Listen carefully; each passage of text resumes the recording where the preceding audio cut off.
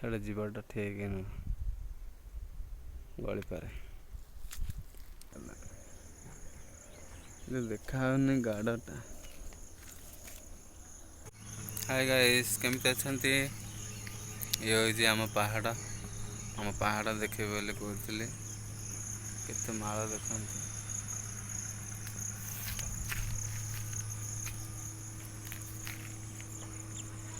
ଇଏ ହେଉଛି ଆମେ ଏଇଠି କାମ କରୁ ଏ ପାହାଡ଼ରେ।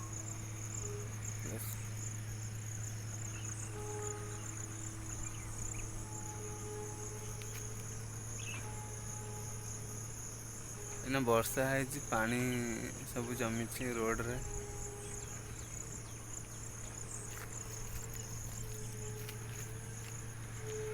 ଏଇ ରୋଡ଼, ଏଇ ବାଟେ ଆମେ ଆସୁ।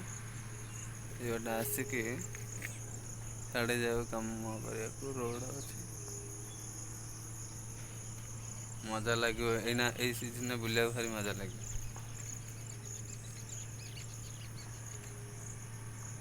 ଦେଖ, ମୁଁ ଜୁମ୍ କରି ଦେଖାଉଛି କେଉଁ ଭଳିଆ ସବୁ ଖାଦାନ।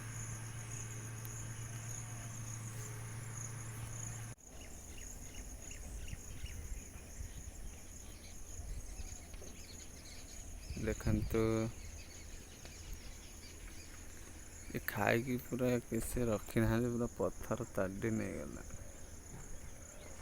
ଦେଖାଯାଉନି ଗାଡ଼ଟା,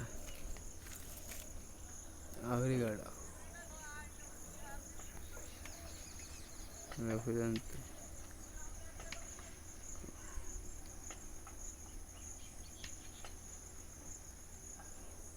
ଏଇ ରାସ୍ତାରେ ମୁଁ ଏବେ ଆସିଛି।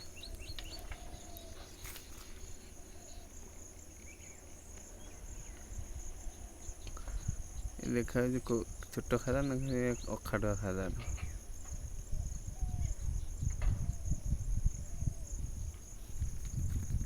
ଏଇ ସବୁ ଖାଦାନ ଏକରେ। ଏଠି ମାଳ ହେଇଯାଇଛି, ଜଙ୍ଗଲ, ଗଛ ବି ପ୍ରବଳ। ମୋତେ ତା ଭିତରକୁ ଯିବାକୁ ଡର ମାଡ଼େ ଏକୁଟିଆ। ଏତେ ମାଳ ଯେ ଭିତରେ।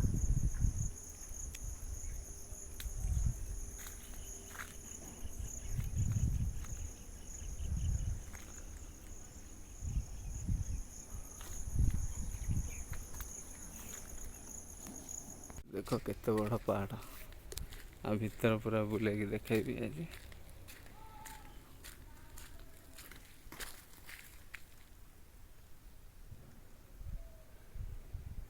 ये गिरने वाला है, अभी थोड़ा सा गिरा। सॉरी, ये गली पारे धीरे धीरे खसुଛି। ସିଆଡ଼େ ଯିବାଟା ଠିକ୍ ନୁହଁ, ଗଳିପାରେ। ଠିକ୍ ଅଛି, ଏଇଗୁରା ଟୋଟାଲ୍ ବୁଲେଇକି ଦେଖେଇଥାନ୍ତି ସବୁ। ଡର ମାଡ଼ୁଛି ସିଆଡ଼େ ଯିବାକୁ। ଗଳିପାରେ ରୋଡ଼ଟା ଏକରରେ, ସେଥିଲାଗି ଆମେ ଯିବାନି। ତ ନୋଉଟି ଯିବା।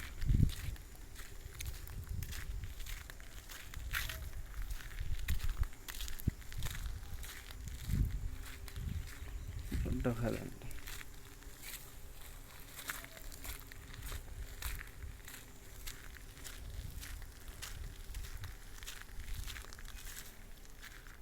ଦେଖୁଛନ୍ତି, ଏଇଟା ଗଳିବ କେତେବେଳେ ଠିକ୍ ନାହିଁ।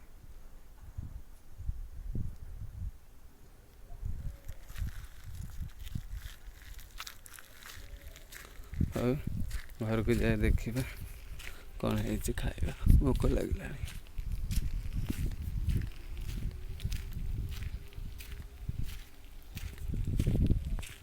ହାଏ ଗାଇସ୍, ମୁଁ ଆସିକି ଘରେ ଏବେ ପହଞ୍ଚିଲି। କ'ଣ ହେଇଛି ଚାଲ ଦେଖିବା, ଖାଇବା।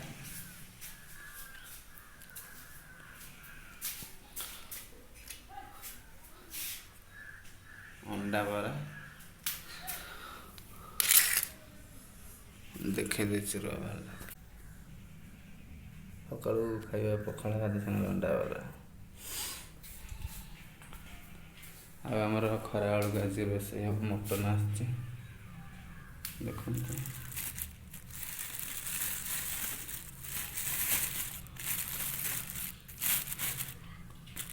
ମଟନ୍ ଆସିଛି ଖରାବେଳକୁ।